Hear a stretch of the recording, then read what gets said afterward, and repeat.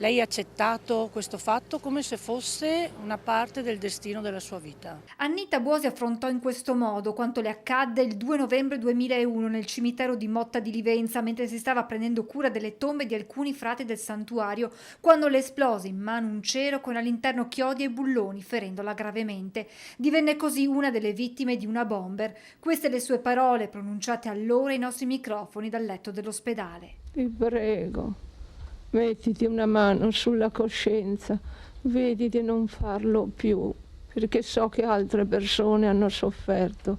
Per te non farlo più. Daniela, una dei 5 nipoti di Annita, che le sono sempre stati accanto, spiega come quell'evento abbia segnato per sempre la vita della zia. È stato un momento molto forte per la zia.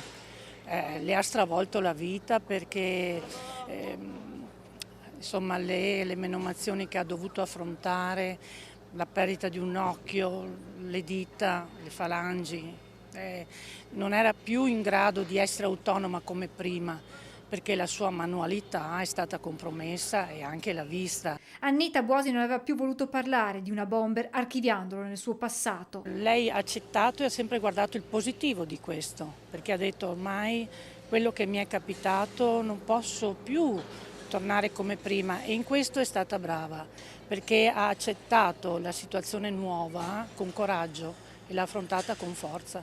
Un momento doloroso che però non le ha mai impedito di continuare a dedicarsi a chi era in difficoltà. È stato un suo motivo di vita, proprio perché viveva da sola, diceva se io ho qualcosa vorrei che anche gli altri avessero qualcosa. Donare agli altri è sempre stato lo scopo della sua vita. È stata una persona che ha sempre aiutato i bisognosi, lei faceva volontariato, se aveva qualcosa per lei ne dava metà a un altro. Negli ultimi mesi le condizioni di salute di Annita Buosi erano peggiorate, rendendo necessario il ricovero in una struttura dove mercoledì è mancata. L'ultimo saluto domani alle 17:30 nel Duomo di San Nicolò a Motta di Livenza.